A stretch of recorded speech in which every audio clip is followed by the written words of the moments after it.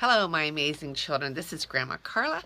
We are back with Missionary Stories with the Millers. And we are talking today about the temple runaway. And this is a story from India.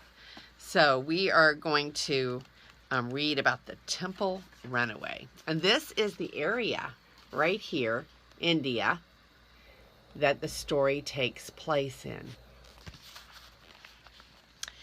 The sun was setting in clouds of pink and dusty gold. One last burst of light fell upon the huge, dark fortress of the Hindu temple as it rose above the narrow street of a village in India. The temple had been carved from solid rock centuries ago, and the walls and the towers were covered with hideous, barbaric figures. There was the Hindu goddess named Kali, her black tongue hanging out, standing on the stone body of a child. Her headdress was made of snakes. In one hand she held a sword, in the other a bloody human head. Next came a statue of the cruel god Shiva, a pitchfork in one hand and the other holding a child he was about to devour. Dozens of other startling and ferociously ugly carvings leered down from their stone settings, but the little girl named Prina did not stop to look at them. A careless servant had left her door unlocked for once, and the small, slim Indian girl had seen her chance to slip out. Now Prina glanced fearfully up and down the street. It was empty, except for a few cows, and a bony, slinking dog, and a beggar who was looking the other way. Prina's heart pounded with a choking excitement. After one last terrified look back into the house beside the temple which she was leaving, the 7-year-old girl broke into a run. Her bare brown feet made no sound on the packed dust of the street. Prina didn't know where she was going, but she didn't care. Anywhere would be better than the house she was fleeing from. The house across the courtyard from that dark, fearsome stone temple. Ever since Prina was 2 years old, she had lived in that house with other girls and women who served in the temple. When her father died, Prina's mother had sold her to the temple women to be a slave of the gods. Every day she worked in the temple, carrying lights, firewood, and sacrifices, and practicing for hours to perform the devilish dances. There had been another time when Prina had tried to escape, slipping out into the street when she thought no one was watching. But an evil temple woman had pounced on her almost immediately. "Ungrateful girl," the woman screeched. "Should a servant of the gods run about in the streets?" And she had dragged Prina back into the courtyard, where she had heated an iron rod in the fire and branded her on both hands as a punishment. After that dreadful day, Prina had served hopelessly for many months. During the day, she fetched and carried for the priest as they anointed their idol with oil, decked it with flower garlands, and offered sacrifices before it. All around the idol lay a pool of disgusting muck from rotten sacrifices and human filth. This mud was supposed to be holy, so worshippers must remove their shoes and stand in it barefoot when they prayed to the idol. Often the priest would sacrifice a goat and drink its warm blood before the idol as a crowd of worshippers howled and chanted. One night, as Prina lay on her thin sleeping mat beside the other girls, she overheard 2 temple women whispering in the darkness. "A white woman, one of those Christian missionaries," the priestess whispered. Her name is Amy, and she steals children from the temples. Once she even dyed her skin brown and sneaked into a temple. She has strong powers from her God, whom they call the Lord Jesus Christ." "Filthy Christians," the other temple woman hissed. "She'd better not come into our temple. The priest will kill her." Amy, the child stealer, the Lord Jesus Christ. Prina turned these strange words over and over in her mind. If only this Amy would steal her away from the temple. Was there really any power which could stand against the power of the temple gods? One tiny sunbeam of hope crept into the dark despair of Prina's life. But another day, Prina overheard words that were much different. "Prina is 7 years old now," one temple woman cackled to another. "She must be married to the god as soon as possible." Terror filled the little girl's heart. What do they mean? She wondered fearfully. Whatever it was, it must be bad.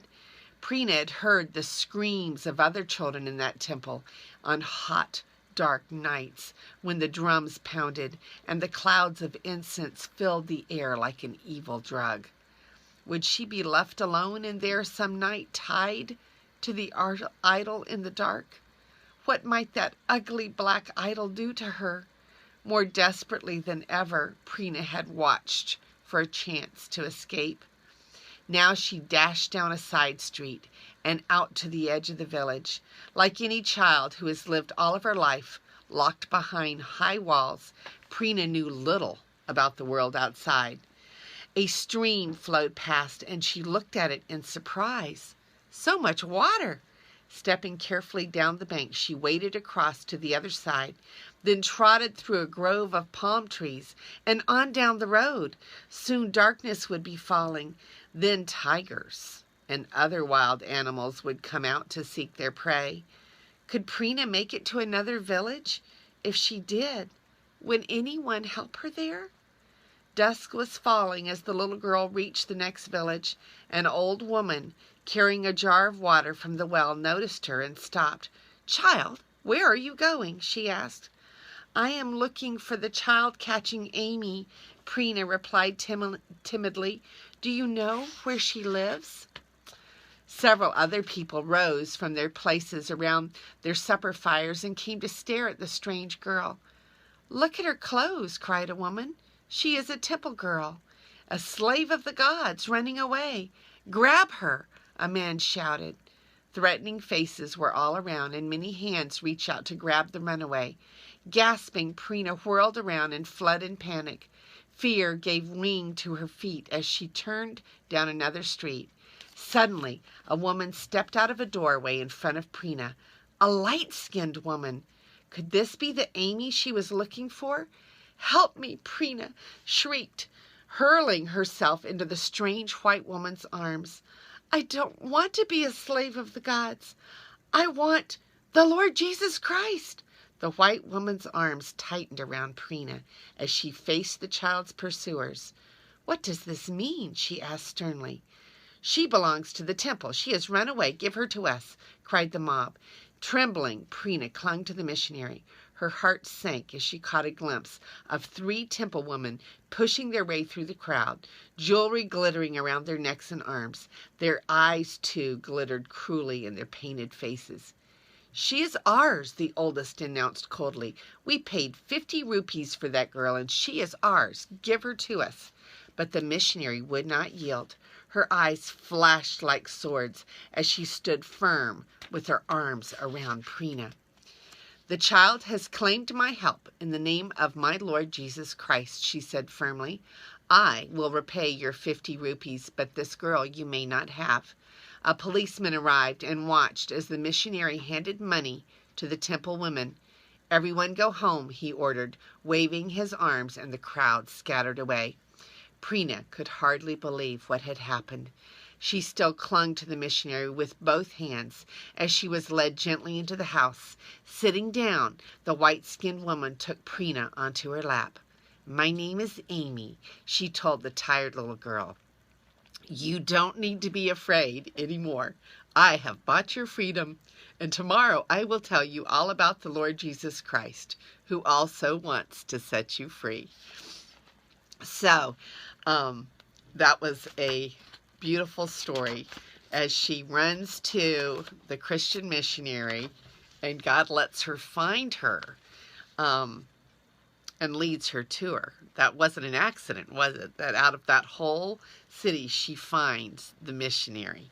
And here is Prina, and you can see she's got her temple dress, and she's running away. And it has a little historical note at the bottom. Amy in this story was Amy Carmichael, an Irish missionary who spent 53 years in India. She saved nearly 1,000 children like Prina from slavery and moral danger in the Hindu idol temples. Amy founded a Christian village called Dohnavur Fellowship, where these children could be taught and cared for in safety. When Amy was a little girl, she prayed that God would turn her brown eyes into blue eyes like her mother. God did not give Amy her request, and when she grew up, she found out the reason. A blue-eyed woman could never have gained entrance to many of the places in India where Amy was able to go. God created Amy with brown eyes, knowing that someday she would need to look as much like an Indian woman as possible. So I think that's really, really cool. And I remember the story of Amy Carmichael praying that God would give her blue eyes like her mother. But God had reason for her brown eyes and left them brown. So I hope you enjoyed that story. This is Grandma Carla, and I love you.